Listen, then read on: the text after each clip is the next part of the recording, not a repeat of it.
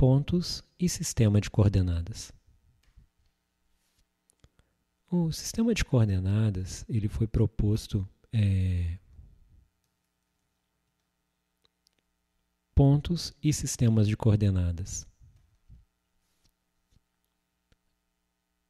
Euclides, por volta aí de 300 a 250 anos de Cristo, desenvolveu todas as noções de geometria euclidiana que utilizamos hoje.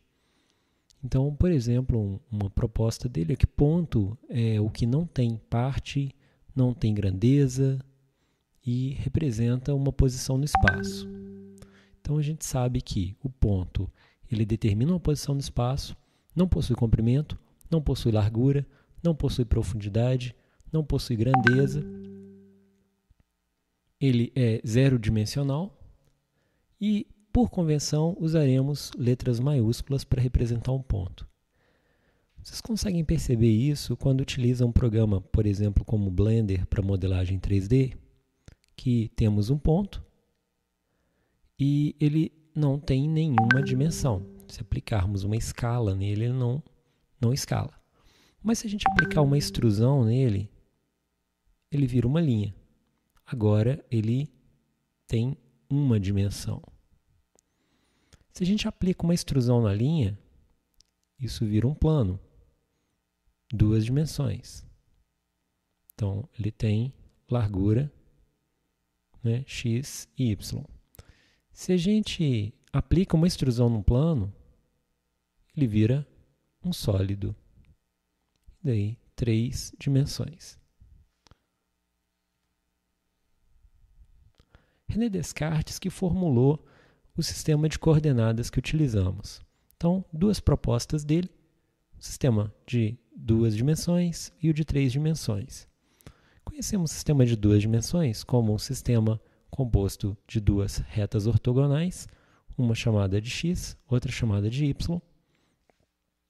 E aqui usamos, né, um gradiente de escala para representar os pontos. Esses pontos podem ser representados por valores reais. Então, vamos escrever aqui uma estrutura de dados para representar um ponto. Então, aqui a gente escreve que ponto, isso em programação a gente utiliza, né, uma chavinha, e a gente determina que tipo de valor que esse ponto pode receber. Então, a gente pode representar de duas formas. A gente pode representar com valores inteiros, tá? Int, a gente representa valores inteiros. Valores inteiros são aqueles valores discretos. Um valor discreto é um valor que entre um valor e outro valor não temos nada. Então, entre 1 e 2 não existe outro valor.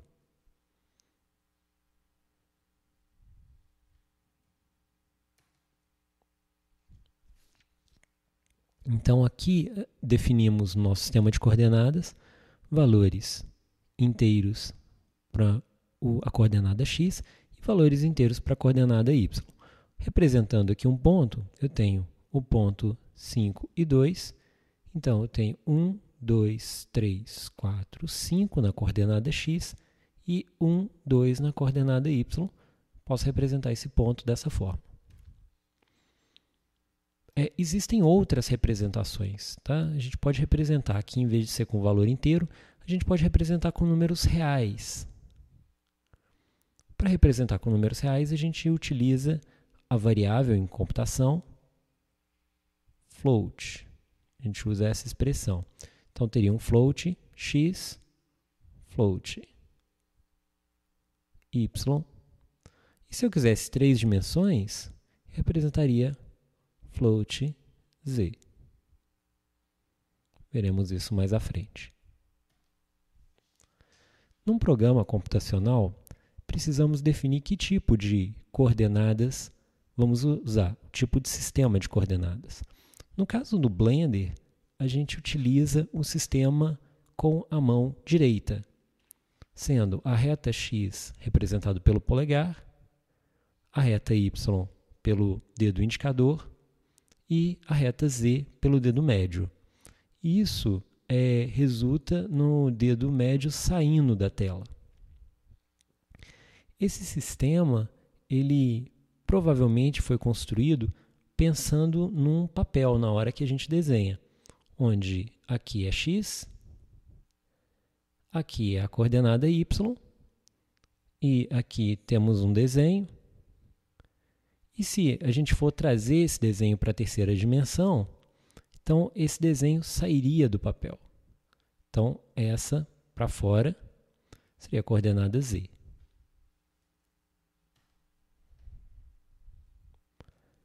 A gente pode observar a representação de dados aqui dentro da propriedade transform location. E a gente encontra esses três valores dessas três coordenadas, x, y e z. Na Unity, o sistema já utiliza a mão esquerda como referência, sendo o polegar a reta x, indicador o y, e o dedo médio, o z, só que dessa vez para dentro da tela. Provavelmente pelo fato que um jogo 2D ele utiliza o sistema de coordenadas dessa forma. E o 3D utiliza caminhar para frente no eixo Z, o que facilita a implementação das duas formas de jogo utilizando o mesmo formato. No caso de 2D, exclui-se o eixo Z.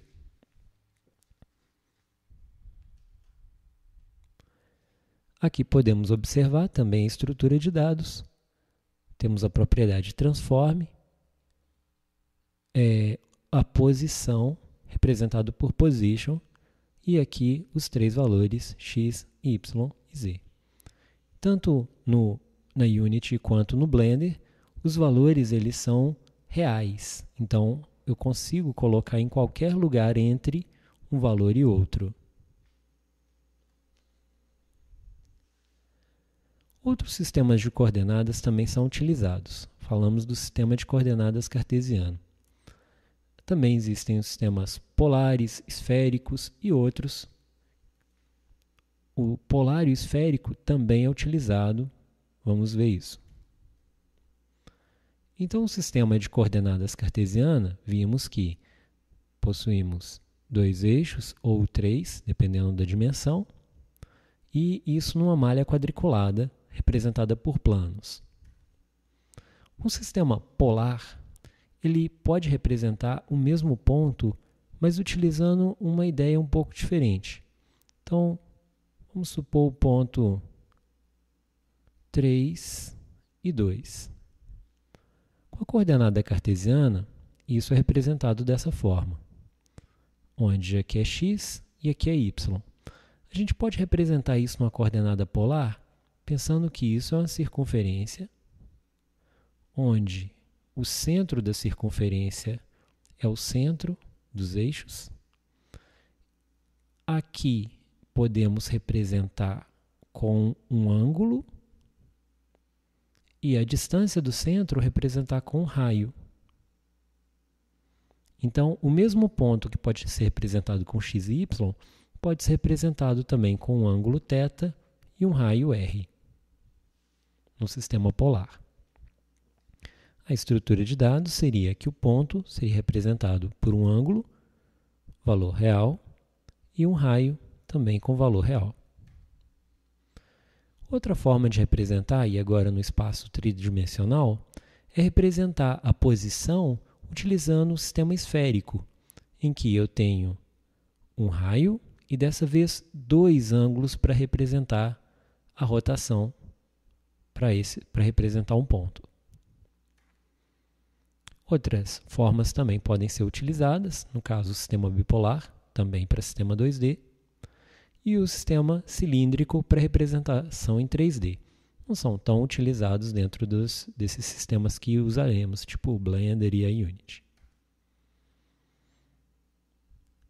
Aqui um exercício para pensar como fica a representação. Então, imaginando um sistema que usa representação discreta, ou seja, é um valor ou outro, não há nada entre uma coisa e outra, para um ponto em duas dimensões. Então, ponto representado por dois inteiros, x e y. Se eu fosse representar isso 2D num espaço contínuo, trocaria essas variáveis por float. Imaginem os outros sistemas. Outro exercício, represente os pontos no plano cartesiano.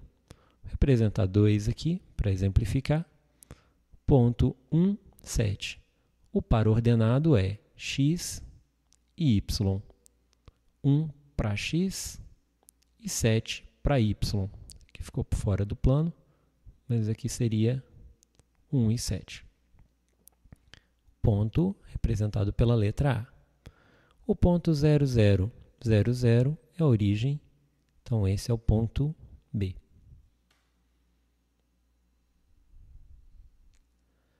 Aqui mais um exercício para pensar quais as estruturas de dados utilizadas por diversos programas. A gente já citou a Unity e o Blender. Tá? O sistema do Paint, ele é um sistema utilizando pixels. Então, entre um pixel, um ponto e outro, não há nada. Ou é um ponto aqui, ou é um ponto aqui. Então, imaginem que esse sistema é um sistema discreto, ou seja, usa valores inteiros. Exemplificando um sistema de pixel, imagine uma matriz. Aqui temos uma matriz 9 por 9 e cada quadradinho desse representa um ponto que seria colorido na tela. Então, isso é um ponto, isso é um pixel. Esse ponto está sendo representado pela coordenada 0, 0, considerando que a coordenada 0, 0 aqui no caso dessa tela seria aqui na parte de cima. Ok? Então, aqui eu estou olhando o sistema de coordenadas meio que de cabeça para baixo, como funciona mesmo no monitor. Aqui seria o ponto 0, 0 e aqui o ponto máximo da minha resolução. Então, esse seria meu primeiro ponto, 1, então 0, 1, 2, até o final da tela, que no caso aqui são 9 quadradinhos de 0 a 8.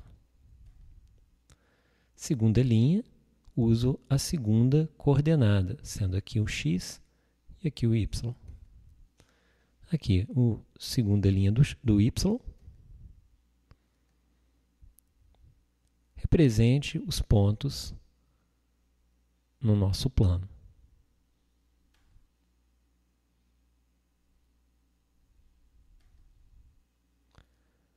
Pensando no looping para gerar uma imagem. Considerem o seguinte. Aqui eu vou passar por todos os valores de y, coordenada y, coordenada x, indo de 0 até que seja menor que 9, ou seja, até 8. Então, seria 0, 1, 2, 3, 4, 5, 6, 7, 8. O primeiro ponto parte de y igual a 0 e x igual a 0. Essa estrutura de repetição na programação faz com que, para o x de 0 até 9, né, até menor que 9 no caso, ele vai repetir essa estrutura diversas vezes até que essa condição seja satisfeita, que o x não seja maior que 9. Então vamos lá. Na primeira situação eu tenho y igual a 0, x igual a 0. E eu entro na repetição que vai de 0 até menor que 9. E 2, e 3, e 4, e 5, e 6, e 7, e 8. E 9, agora ele sai do loop, sai desse loop, e volta de novo no loop mais externo. Ou seja, aqui que era 0, agora ele conta mais 1. E faz tudo de novo. E 0, e 1, e 2, e 3, e até completar todo o loop. Então, Ele repetiu aqui 9 vezes, sai, vai mais 1, repete mais 9 vezes, sai, vai mais 1, até que o externo complete todos os 9 ciclos. Fazendo dessa forma, a gente consegue gerar vários efeitos interessantes. Vamos pensar o seguinte: em cor, mais para frente veremos isso com mais detalhes, mas eu posso falar que 0 é desligado e 1 é ligado.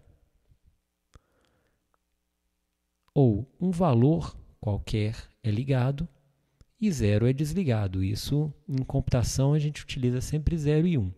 Mas, pensando numa escala um pouco maior, eu poderia falar que 0 é desligado. E considerando que eu tenho 9 valores, eu posso fazer um degradê que seja 0 preto e 9 branco. E esses valores intermediários seriam uma escala de cinza. Então tá. Fazendo dessa forma, isso aqui seria 0, 1, 2, 3, 4, 5, 6, 7, 8. Utilizando aquela ideia do looping, de ficar repetindo, eu posso fazer que a cor do meu quadradinho vai receber, a cor do meu quadradinho na posição XY, vai receber a posição do meu Y.